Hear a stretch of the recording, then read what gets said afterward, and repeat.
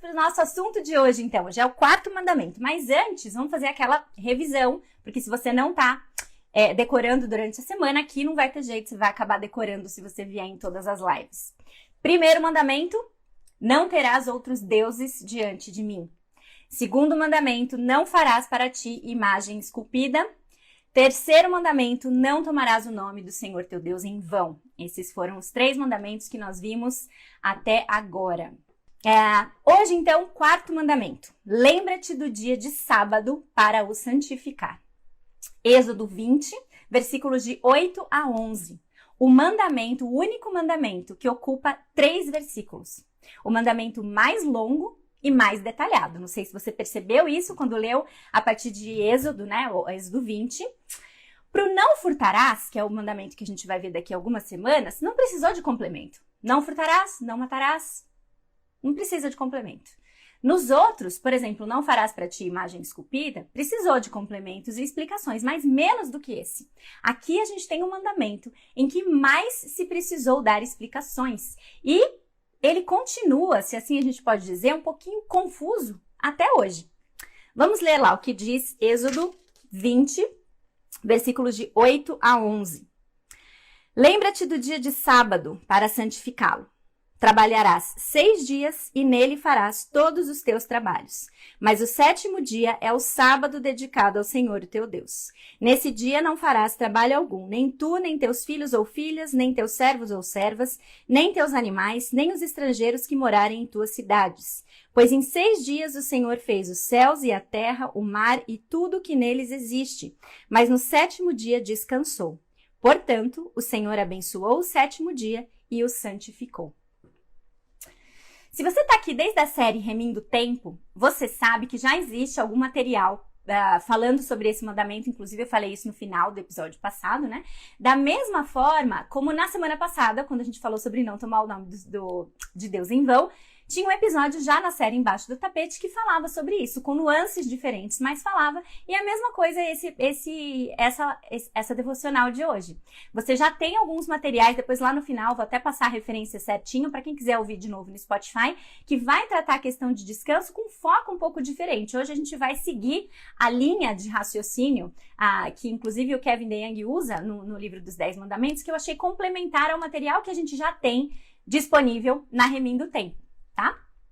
Mas então vamos lá. Se na outra vez, então, quando a gente falou sobre descanso e esse mandamento, na Remindo Tempo, o foco foi a questão do descanso em relação à administração do tempo, em como ter uma vida produtiva, o Kevin DeYoung vai trazer algumas particularidades aqui para complementar. Então vamos lá. Na primeira parte do capítulo, e é sempre bom mostrar, se você está aqui pela primeira vez, que nós estamos estudando os 10 mandamentos a partir da descrição que nós temos na Bíblia em Êxodo 20 e também à luz desse livro, Os 10 Mandamentos, Significado, Importância e Motivos para Obedecer, publicado pela editora Vida Nova, do Kevin DeYoung, tá bom? Na primeira parte do capítulo que o Kevin fala sobre esse mandamento, ele retoma 3 confissões de fé muito relevantes para a Igreja Reformada, que é a de Westminster, a de Heidelberg e a Confissão Helvética. E ele aponta algo muito curioso sobre essas 3.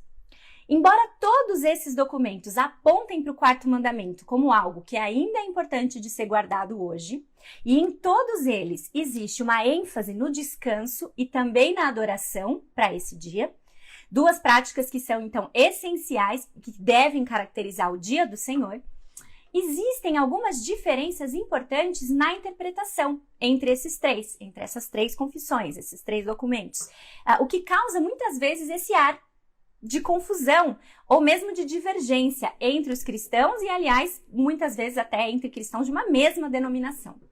Mas, assim, ele é o mandamento mais detalhado, o mais longo. O fato dele ser um pouco confuso para nós, talvez, não pode significar de forma alguma que ele seja menos importante ou que ele não vale mais. O 4º mandamento, inclusive, ele é citado mais vezes do que qualquer outro mandamento.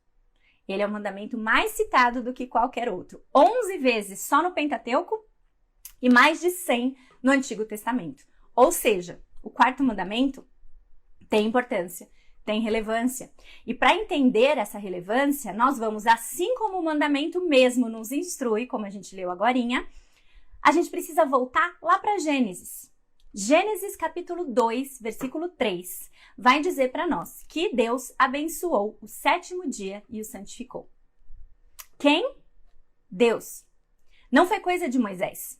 O princípio do dia sabático, do sábado, vou usar esses termos meio que o tempo todo, querendo dizer a mesma coisa aqui no primeiro momento, ele já existia desde a criação. E ele foi criado por Deus. E, aliás, ele coloca uma coisa interessante aqui que eu fiquei pensando e acho, inclusive, que faz sentido, né? A semana, 6 mais 1, 6 dias e 1 de descanso, essa semana, a definição semana, ela foi criada e instituída por Deus. Olha só que interessante, para todos os outros principais marcos temporais que nós temos no nosso calendário, existe algum fenômeno científico que está ajudando a delinear. Então, por exemplo, o que é um dia?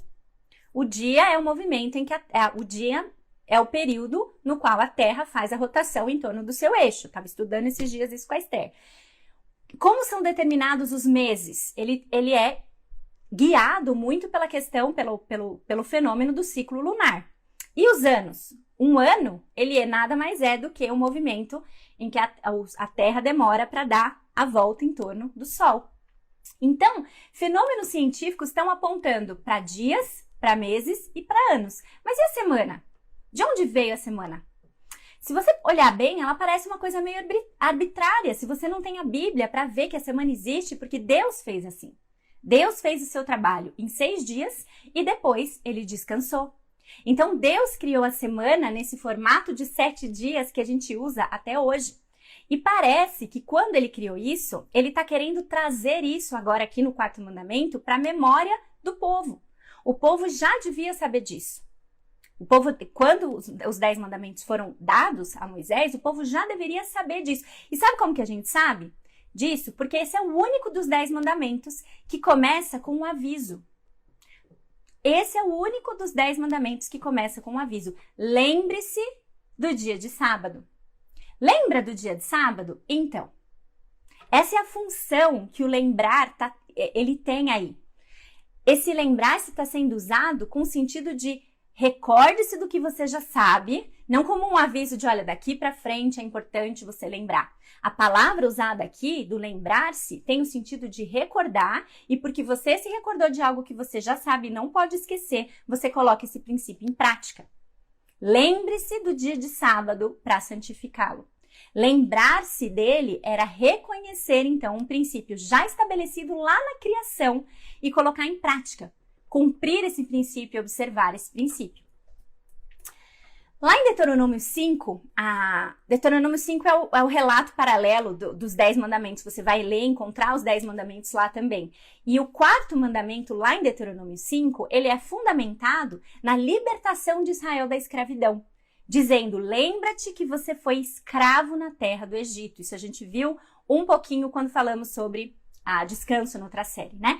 Então, o dia sabático, o dia do sábado, ele está fundamentado em 2 premissas. Na criação, como a gente vê em Êxodo, e na redenção, na libertação que o povo teve. Então, lá na época do Antigo Testamento, a gente vê que o sábado, era o sinal de que Deus cuidaria do seu povo. Era um sinal que o povo deveria guardar para aprender que poderia confiar e que deveria confiar nele. E como que o povo demonstraria confiança? Descansando. Descansando. Reservando um dia na semana para não fazer nada. Não para não fazer nada, mas para dedicar-se à adoração e não fazer o trabalho que era feito nos outros 6 dias. Nesse sentido, então, a gente enxerga essa conexão de descanso e adoração de uma maneira muito clara no 4º mandamento. A adoração está intimamente relacionada ao descanso. Eu adoro a Deus porque eu confio nele o suficiente para descansar. E eu descanso para que eu tenha tempo de adorar a Deus. Entendeu? Vou repetir essa ideia. Eu adoro Deus quando eu confio nele o suficiente para descansar. E eu descanso para que eu tenha tempo de adorar a Deus de forma separada e intencional. Jesus nunca violou o 4º mandamento. Embora ele tenha sido acusado falsamente disso, o que Jesus fez foi justamente mostrar uma questão que a gente precisa pensar para hoje, que é: o sábado foi feito para o homem, não o homem para o sábado. É a instrução que ele mesmo dá, inclusive lá em Marcos 2:27. Depois você pode ir lá ver a lei e lembrar a história toda. Jesus operou curas e milagres no sábado, mostrando que o sábado é um dia para se fazer o bem. O sábado é um dia para se fazer o bem, muito mais, era isso que ele estava querendo ensinar para os fariseus e que nós devemos guardar isso para hoje ainda, muito mais do que um dia para a gente cumprir rituais ou obrigações legalistas. Quando Jesus veio, então, isso a gente já viu outras vezes, ele mudou a forma como a gente se relaciona com todos os mandamentos. E o quarto mandamento, então, ele não seria exceção. Nós devemos guardar o quarto mandamento ainda hoje, mas a gente vai atentar para a forma. E aí a gente vai para o Novo Testamento para ver 2 textos que podem ser luz para nós aqui. O primeiro deles é Romanos 14, de 5 a 6, e o segundo é Colossenses 2, 16 e 17. Romanos 14, 5 e 6 diz o seguinte, 14, 5 e 6. Há quem considere um dia mais sagrado do que outro. Há quem considere iguais todos os dias. Cada um deve estar plenamente convicto em sua própria mente. Aquele que considera um dia como especial, para o Senhor assim o faz. Aquele que come carne, come para o Senhor, pois dá graças a Deus. E aquele que se abstém, para o Senhor se abstém e dá graças a Deus. Ou seja, já tem uma orientação diferente vinda de Paulo aqui em relação a essa necessidade ou obrigatoriedade da forma como você deve observar o seu dia de descanso. Tá? Se você deve guardá-lo seguindo 35 mil observações diferentes ou não. E depois em Colossenses 2, 16 e 17 diz o seguinte: portanto, não permitam que ninguém o julgue pelo que vocês comem ou bebem, ou com relação a alguma festividade religiosa, ou a celebração das luas novas, ou dos dias de sábado. Essas coisas são sombras do que haveria de vir. A realidade, porém, encontra-se em Cristo. Cristo é o Senhor do sábado, certo? E a análise, então, desses textos mais aprofundada, ela nos permitiria entender o seguinte: existe um contexto cultural muito específico no qual o sábado foi aplicado da forma como era no Antigo Testamento. Mas hoje, o principal argumento do dia de descanso é que nós devemos descansar do nosso trabalho e nós devemos confiar em Deus. Esse é o princípio, descansar do nosso trabalho e confiar em Deus. Olha como Kevin DeYoung coloca isso no livro. Esse é o princípio que nós encontramos cumprido em Cristo. Jesus nos mostrou o significado mais profundo e completo do sábado. A saber, que nós devemos confiar em Deus para ser o nosso provedor, mantenedor, libertador e salvador. As penalidades judiciais e as legalidades cerimoniais do descanso no sábado foram eliminadas. As penalidades judiciais e legalidades cerimoniais do descanso no sábado foram eliminadas em Cristo Jesus. Nele, hoje, nós temos a liberdade de descansar do nosso trabalho confiando em Deus que Ele nos supre e que nós temos tudo o que nós necessitamos em Cristo Jesus. Então, diante disso, dessa explicação que eu achei tão clara da parte do Kevin DeYoung, ele inclusive cita o Calvino no sentido de que nós devemos evitar a observância supersticiosa de dias, como se fazer algo num dia fosse mais santo ou menos santo. Isso foi eliminado. Não devemos observar supersticiosamente dia nenhum. Mesmo assim, tá? Esse é o primeiro ponto extremamente importante, mas, mesmo assim, é importante que a gente pense no dia do descanso também como o dia do Senhor. Como o mandamento diz, um dia dedicado a Ele, um dia santificado, para que nós possamos usar esse dia para nos reunir como igreja, que é algo essencial para o corpo cristão. E nada mais conveniente do que a gente fazer isso num dia em que não há trabalho para a maioria das pessoas.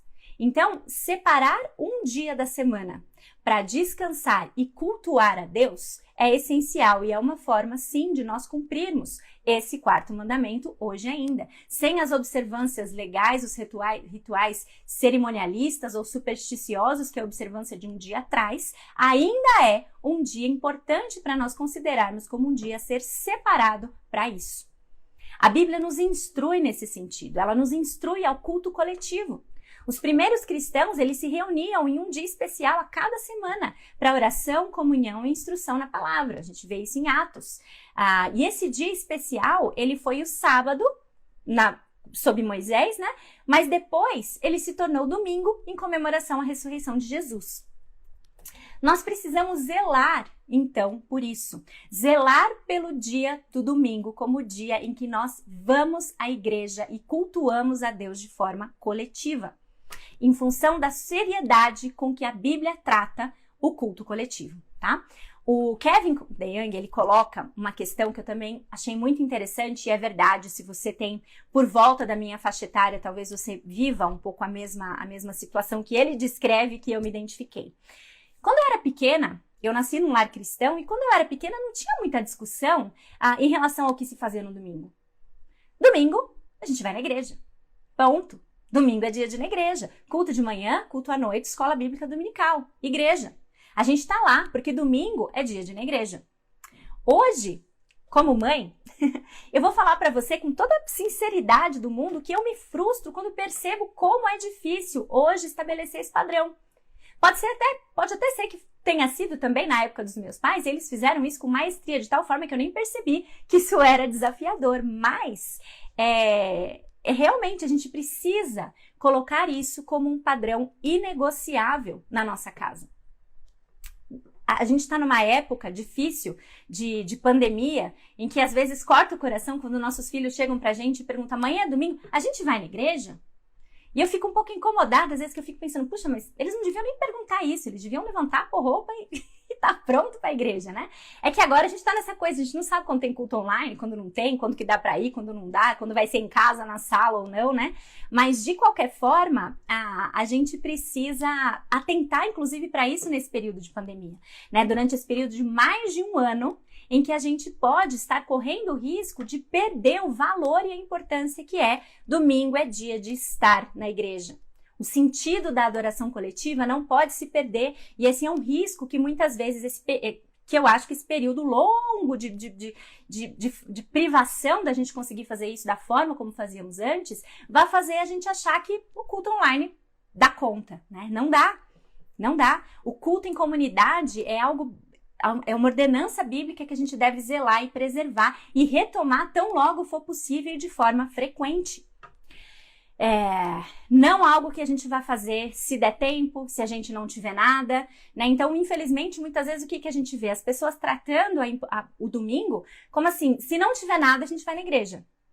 Domingo é dia do que a gente tem no domingo? A gente tem igreja no domingo, né? A gente não tem nada? Beleza, então vamos na igreja, né? Então, entenda que assim, eu não tô querendo te levar àquele extremo de nunca, jamais faltar por absolutamente nada, porque existem situações que, ok, mas é a atitude, Nós precisamos ter essa consciência e também transmitir aos nossos filhos, para quem os tem, que é uma rotina da família, ir à igreja todos os domingos. Vamos olhar lá para Hebreus 10, 25. Não podemos criar em nós o hábito ou fazer com que os nossos filhos pensem que nós vamos na igreja só quando nós não temos outra coisa para fazer, tá? Hebreus 10, 25 diz o seguinte: não deixemos de reunir-nos como igreja, segundo o costume de alguns. Pelo visto, é algo que existe já há muito tempo, né? Mas procuremos encorajar-nos uns aos outros ainda mais quando vocês veem que se aproxima o dia. Não podemos deixar de nos reunir como igreja. E uma outra coisa que é muito real e que a gente já ouviu, eu já ouvi em outros contextos e que ele traz também no livro, é que se o domingo é um dia de adoração e de culto coletivo, a gente não pode chegar no domingo no nosso pior. Então a gente vai, se esbalda no sábado, dorme tarde na sexta, dorme tarde no sábado, vai, passeia, pá. E aí, principalmente quando a gente tá pensando nas crianças também, deixa dormir até mais tarde, quando chega no domingo, todo mundo um caco. todo mundo de má vontade, o que sobrou no final de semana, a gente tá se arrastando, porque a gente já tá vendo a segunda-feira, e aí a gente vai na igreja já daquele jeito, assim, eu precisava de mais descanso, né? Então é fato, isso é prático para nós. A gente não pode festejar, passear, brincar horrores, dormir 2 horas da manhã e esperar chegar inteiro no domingo.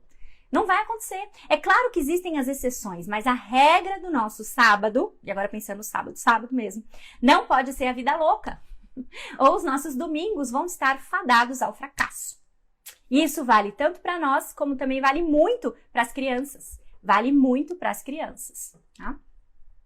Se a gente não deixa os nossos filhos dormirem muito tarde durante a semana, porque senão eles vão perder, vão estar um caco para ir para a aula no dia seguinte, a gente deveria pensar nisso em relação ao sábado para o domingo também. E por último, pensando num lembrete, esse sim já relacionado a algo que a gente já conversou na série Remindo o Tempo, nós devemos confiar em Cristo o suficiente para tirar um dia para descansar. Pausa. Pausa dos trabalhos. Um dia sem responder e-mail. Um dia sem trabalho braçal, se é isso que você faz diariamente. É para ser um dia bom. É para ser um dia bom, um dia livre. E a gente não é muito acostumado com isso, parece. Na verdade, tanto parece que Deus ele teve que ordenar isso, ele teve que falar pra gente, um dia você vai parar, você vai descansar. Você vai dedicar esse dia a mim, no sentido de me buscar de forma mais intencional, com o tempo para isso, né? Deus que não fica cansado, ele descansou para nos ensinar um padrão. A gente precisa descansar. A gente precisa descansar para renovar o nosso vigor e a nossa energia. E isso, em última análise, a gente realmente só consegue se a gente descansa em Jesus Cristo. Todos os dias. Quando a gente descansa em Jesus Cristo, todos os dias, não 1 em 7. No fundo, o princípio do sábado, então, ele sempre foi confiança. O princípio do 4º mandamento sempre foi confiança. Você confia que Deus vai suprir se você ficar um dia sem fazer nada? Você confia que Deus vai cuidar de você e das suas necessidades e da sua família se um dia você não fizer nada? Você confia nisso? Então descansa. Temos que descansar e nós temos que depender de Deus e não no nosso próprio planejamento ou não do nosso próprio planejamento e trabalho duro. E aí eu encerro pensando aqui na forma como Kevin DeYoung prossegue para desenvolver exatamente essa ideia. Eu vou ler um trechinho meio longo aqui, mas eu achei que valia a pena trazê-lo aqui. 4 parágrafos dele, eu estou na página 84. Ele diz o seguinte: descansar pode ser um trabalho árduo, quer estejamos falando de um dia em 7, quer de depender de Cristo todos os dias da nossa vida. É por isso que nós devemos nos esforçar para entrar no descanso designado por Deus. Temos que lutar a luta da fé. Temos que depender de Deus em vez de nosso próprio planejamento e trabalho duro. O descanso sabático é fazer de Jesus Cristo o centro de quem nós somos. Significa deixar de buscar aprovação nos outros, interromper a busca tola por nossa própria justiça e confiar que a saúde, a força, a vitalidade e a liberdade verdadeiras só podem ser encontradas quando cessamos os nossos labores e descansamos em Cristo. Alguns de nós estão correndo como loucos, pensando: Deus, por que você não me dá algum tipo de descanso? E ele diz: eu fiz esse dia para você, não para puni-lo ou mantê-lo em cativeiro, mas para lhe dar a liberdade que você tanto precisa. Alguns de vocês buscam desesperadamente o descanso que não encontraram em Cristo. Ou encontraram, mas com frequência esquecem e nunca param de trabalhar, limpar, planejar, maquinar, preocupar-se e tentar provar algo para os seus pais, para o seu cônjuge, para os seus filhos ou para a sua igreja. Você nunca se apropriou do que significa ter a graça. Sempre há algo mais que você precisa fazer para mostrar ao mundo o seu valor. Que você é valioso, amado e está bem. Você não precisa merecer nada. Não precisa provar nada. O mundo não depende de você. A sua salvação não depende de você. Em última análise, nem a sua família depende de você. Você pode ouvir a doce voz de Jesus dizendo: venha a mim e eu vou te dar descanso. Você pode ouvir? Venha a mim e eu vou te dar descanso. Confie na palavra dele. Acredite nele. Confie nele e corra para ele. E então, semanalmente, em cada dia da ressurreição. Dê expressão ao que você acredita, dando louvor a Deus e dando a si mesmo um tempo. Achei fantástico esse encerramento dele do capítulo. E acho que isso resume muito bem a ideia. E com isso a gente encerra a nossa reflexão de hoje. Eu não quis repetir, como eu disse para vocês, não quis repetir muito a ideia do que a gente já tratou sobre o descanso naqueles 2 episódios da série, mas eu quero recomendar que você assista esses episódios. Para você que está no Instagram, eu vou subir esses 2 episódios nos stories para dar um destaque lá para eles. Se você me ouve pelo Spotify, são os episódios 65 e 66, 65 e 66, para o Spotify. E se você é do YouTube, os links vão estar no descritivo, tá bom? Então, descansar, gente, é expressão de confiança. Descansar é manifestação de adoração. Sobre esse tema, inclusive, eu gravei um curto episódio lá para o podcast Palavra Encontro, do Rodolfo Seifert. Eu vou enviar o link lá para quem é do... Eu vou mandar o link para quem é do Telegram. E aí, isso é a próxima questão aqui. Se você não é do Telegram ainda, eu tô te convidando novamente, vem pro Telegram. Eu prometo que eu não fico mandando coisa toda hora, quem já tá lá sabe disso. Mas eu mando. Eu quero mandar de forma mais intencional, por enquanto eu tô sentindo vocês, sentindo o Telegram. Mas entra lá, participa, vem pro grupo. O link tá na bio, vou colocar de novo nos stories, ainda não posso mandar se arrastar para cima, mas você procura lá e acha. Mais um canal em que eu vou poder mandar conteúdo para vocês. Então vai lá pro Telegram e a gente vai mantendo contato por lá, tá bom? E aí, semana que vem, 5º mandamento. O 5º mandamento é honra teu pai e tua mãe. O mandamento chamado pelo Tim Challies de o mandamento esquecido. Fez, inclusive, com que ele escrevesse um livretinho excelente só sobre esse 5º mandamento. E não é um livro para crianças, porque muitas vezes a gente escuta honra teu pai e tua mãe e fala, bom, beleza, semana que vem é para as crianças, vou trazer meus filhos, porque eles precisam ouvir umas verdades em relação a me honrar. Mas, na verdade, esse é um livro escrito para adultos, trazendo a ideia de que, só um pequeno spoiler para vocês, honra teu pai e tua mãe é o mandamento e não obedeça ao teu pai e tua mãe. Obediência é uma forma de honra, mas a honra tem muitas outras formas de você honrar os seus pais quando adultos. Então, honra teu pai e tua mãe é o nosso próximo mandamento. A gente se vê na semana que vem. Espero que eu consiga trazer uma planta em estado de recuperação para iniciar a nossa live da semana que vem.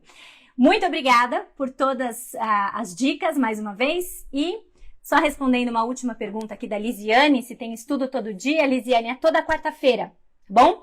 Toda quarta-feira, 7h30 da manhã, uma live devocional aqui no Filipenses 4:8. Estamos estudando os 10 mandamentos, vamos chegar no 5º na semana que vem, tá bom?